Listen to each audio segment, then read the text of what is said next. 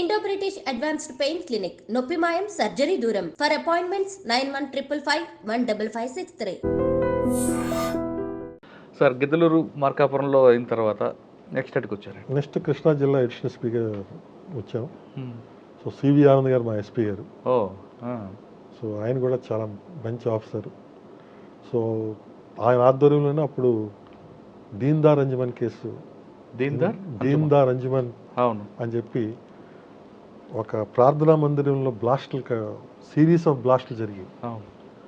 ఒక వేరే community religion వాళ్ళు వేరే అదర్ టూ రిలీజియస్ మధ్యన వైరం తీసుకుని వచ్చే ఉద్దేశంతో ఈ వీళ్ళు పెట్టే సభల్లోని కానీ వీళ్ళ ప్రార్థనా మందిరంలో కానీ చిన్న చిన్న బ్యాటరీ పెట్టే చిన్న చిన్న బ్లాస్టులు, దానివల్ల పెద్దగా ప్రాణ నష్టం జరిగేది కాదు కానీ బట్ ప్యానిక్ అయితే క్రియేట్ అయ్యింది.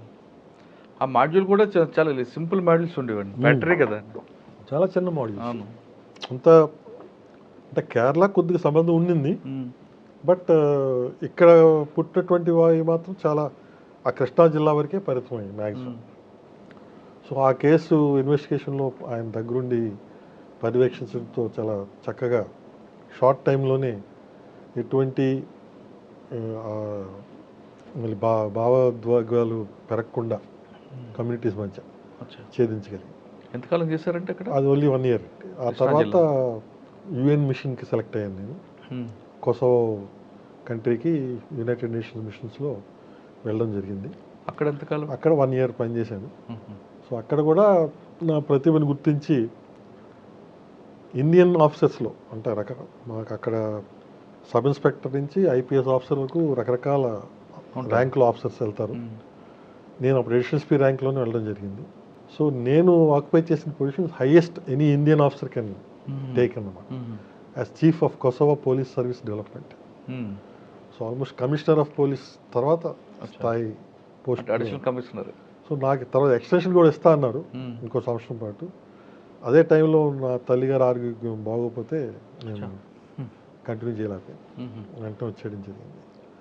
వచ్చి అప్పుడు పోలీస్ అకాడమీలో ట్రీట్మెంట్ కోసం, మదర్ ట్రీట్మెంట్ కోసం పోలీస్ అకాడమీలో జాయిన్ అయ్యింది. ఎంతకాలం చేశారు పోలీస్ అకాడమీలో? 3 years. ఎవరు సార్ అప్పుడు డైరెక్టర్? అప్పుడు రతన్ గారు డైరెక్టర్ గారు. చాలా సార్ మీరు ఆంజనేయ రెడ్డి గారి దగ్గర నేర్చుకున్నారు శాండ్విచ్ ప్రోగ్రామ్, ఇది ఇంప్లిమెంట్ చేశారు ఇక్కడ? ఎస్, బాగానే గుర్తు చేశారు. సో ఈ ప్రోగ్రామ్ గురించి అప్పుడు రతన్ గారికి చెప్పడం జరిగింది. సో ఆ టైంలో దాన్ని ఇంకా ఒక 6 నెలల వరకు కుదించి చేయడం జరిగింది. సో శాండ్విచ్ ప్రోగ్రామ్ బదులు ఏం చేశారంటే constable, head constable, sub inspector, inspector ఒకేసారి చేసిన తర్వాత అప్పుడు అకాడమీకి తీసుకొచ్చారు. సార్ శాండ్విచ్ ప్రోగ్రామ్ కొంచెం మాడిఫై చేసి సో దానికి ఉన్నటువంటి ప్రాక్టికల్ ప్రాబ్లమ్స్ని ఎలిమినేట్ చేసే విధంగా. సో ఇన్నిసార్లు మళ్ళీ అకాడమీకి రావడం పోవడం అన్నీ సాధ్య బాధకాలు ఉన్నాయి కాబట్టి సో కంటిన్యూస్గా చేసిన తర్వాత లాస్ట్ ఫేజ్లో మరొకసారి అకాడమీకి వచ్చి వాళ్ళ ఫీడ్బ్యాక్ అంతా ఇచ్చి చేయడం జరిగింది. సో ఇది ఎందుకంటే ఇంపార్టెంట్ అని చెప్పిన ఫీడ్బ్యాక్ ప్రోగ్రాము మేము ప్రాక్టికల్ ట్రైనింగ్ చేసినప్పుడు మేము అబ్జర్వ్ చేసినటువంటి ఫీల్డ్ కండిషన్స్ మీద మేము ఒక రిపోర్ట్ ఇవ్వడం జరిగింది. ఏంటంటే ఒక పోలీస్ స్టేషన్లో ఆ రోజుల్లో కనీసం వైట్ పేపర్ కొనడానికి కూడా బడ్జెట్ ఉండేది. సో ఒక ఎఫ్ఐఆర్ ఫైల్ చేయాలంటే వైట్ పేపర్ గురించి కంప్లైంట్ అయితే నేను అడుక్కోవాలి, ఒక కార్బన్ పేపర్ కావాలంటే వాడి నుంచి అడుక్కోవాలి, ఒక సీడీ ఫైల్ తయారు చేయాలంటే వాడి దగ్గర నుంచి పేపర్లు అడుక్కోవాలి. అలాగే ఎవరైనా అరెస్ట్ చేస్తే వాడికి భోజనం పెట్టాలంటే బయట హోటల్ వాడు ధర్మం ఉండాలి, లేదంటే ఎస్ఐ ఎవరైనా దగ్గర చేయి చాపి వాడికి పెట్టాల్సిన అవసరం. ఇవన్నీ కూడా మేము అబ్జర్వ్ చేసి ఒక సూక్ష్మంగా ఒక రిపోర్ట్ తయారు చేసి మేము ఫీడ్బ్యాక్లు ఇచ్చాం. మీరు మాకు ఇక్కడ అకాడమీలో కూర్చోబెట్టి పాఠాలు నేర్పుతున్నారు, మేమందరం హానెస్ట్గా ఉండాలి మేము అనుకుంటున్నాం, కరెక్టే. కానీ మా కింద సిబ్బంది కూడా హానెస్ట్గా ఉంటేనే అది పరిపూర్ణం అవుతుంది. మరి కింద సిబ్బంది హానెస్ట్గా ఎలా ఉండాలని చెప్పి మీరు భావిస్తున్నారు? ఒక కానిస్టేబుల్ కానీ ఒక 174 కేసు రిపోర్ట్ అయిందంటే ఒక అన్ఐడెంటిఫైడ్ డెడ్ బాడీ, ఎంతో ఖర్చుతో కూడిన పని అండి అది. ఆ డెడ్ బాడీ చుట్టడానికి ఒక చాప కావాలి, వాటి చుట్టడానికి మళ్ళీ క్లాత్ కావాలి, వేస్ట్ క్లాత్. దాన్ని ట్రాన్స్పోర్ట్ చేయడానికి ఒక రిక్షా కావాలి. ఆ రిక్షాని తీసుకొని ఆ పోస్ట్ మార్టం దగ్గర తీసుకొని వెళ్ళాలి.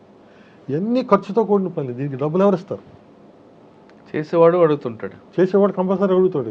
చేప ఫ్రీగా ఎవడు, గుడ్డలు ఫ్రీగా ఎవడు. సరే ఇప్పుడు ఇచ్చిన చేసేవాడు అయితే ఖచ్చితంగా క్వార్టర్ అవర్స్గా చేయడు.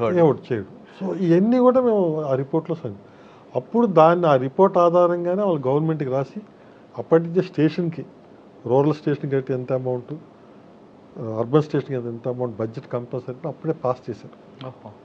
సో 2000 మా బ్యాచ్ ట్రైనింగ్ అయిన రిపోర్ట్ మీద ఆధారపడి అప్పటి నుంచి స్టార్ట్ అయింది. కానీ సార్ స్టేషన్ బడ్జెట్ అనేది వచ్చిన టాపిక్ కాబట్టి ఆ బడ్జెట్ కూడా సరిపోదండి వాస్తవంగా చెప్పాలి. చాలదు, కానీ better, something is better than nothing. స్టేషన్స్లో నాకు తెలిసి 38 రికార్డ్స్ మెయింటైన్ చేయాలి. రిజిస్టర్స్, రకరకాల రిజిస్టర్స్, ఎఫ్ఐఆర్ ఇండెక్స్ మొదలు పెట్టుకొని modus operating index, CCI index, prisoner search register, ఇలాగ వీళ్ళ స్టాఫ్ తాలూకు attendance register, daily roster system, బందోబస్తు duty register, next summons, warrants, process register, arrest register, ఇలాగ రకరకాల రిజిస్టర్స్ ఉంటాయి. ఈ రిజిస్టర్స్ అన్ని ఎక్కడి నుంచి కొంటాడు వీడు? స్టేషనరీ అనేది చాలా ఎక్కువ ఉంటుంది. అవును, అది పీడీ యాక్ట్ ఇంకా డబుల్ ఉంటుంది చాలా. నెక్స్ట్ ఒక సిడి ఫైల్, ఒక కేసు ఉందంటే ఆ కేసుని 4 కాపీలు చేయాలండి ప్రతి వాళ్ళు. ఎందుకంటే ఒక కేసు పోలీస్ స్టేషన్లో ఉంటుంది, ఒక సిడి ఫైల్ ఇన్స్పెక్టర్ దగ్గరికి వెళ్ళాలి, అక్కడి నుంచి డిఎస్పీ దగ్గరికి వెళ్తుంది, ఒక సిడి ఫైల్ కోర్టుకి వెళ్ళాలి, ఇంకో సిడి ఫైల్ ప్రాసిక్యూషన్కి వెళ్ళాలి. అవునండి, ప్రతిదీ 4 కాపీలు చేయాలి. ఇది ఒకటే కాకుండా కానిస్టేబుల్ తిరగాలి కదండి, ఆయనకి పెట్రోల్ ఖర్చు ఇవ్వాలి. ఆయనకి అఫ్కోర్స్ టీఏడిఏ ఇస్తూ ఉంటాం.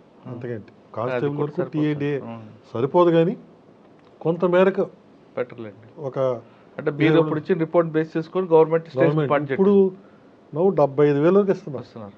అది కూడా సరిపోదండి, సరిపోదు. బట్ స్టిల్ కానీ కొంత గుడ్లో మెల్ల అన్నట్లు ఉంది. అందుకని నేను ఐజీ లాజిస్టిక్ ఉన్నప్పుడు కూడా అందుకని ఏం చేశానంటే మొత్తం స్టేషన్స్కి కావాల్సిన రిజిస్టర్స్ అన్నీ కూడా సెంట్రల్గా ప్రింట్ చేయించి మొత్తం డిస్ట్రిబ్యూట్ చేసాం.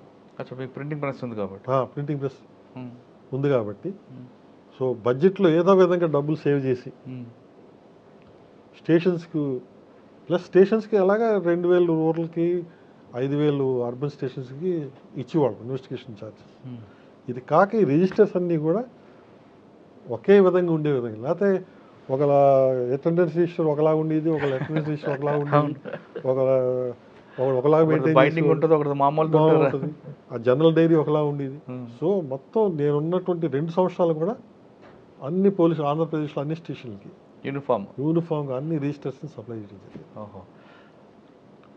సో కృష్ణా తర్వాత అండి, కృష్ణా తర్వాత అప్పాకి వచ్చాను కదా, అప్పా తర్వాత గవర్నర్ గారు ఏడీసీస్ 4 గవర్నర్ల దగ్గర పనిచేయాలి. ఫస్ట్ సుశీల్ కుమార్ షిండే గారు నన్ను సెలెక్ట్ చేశారు.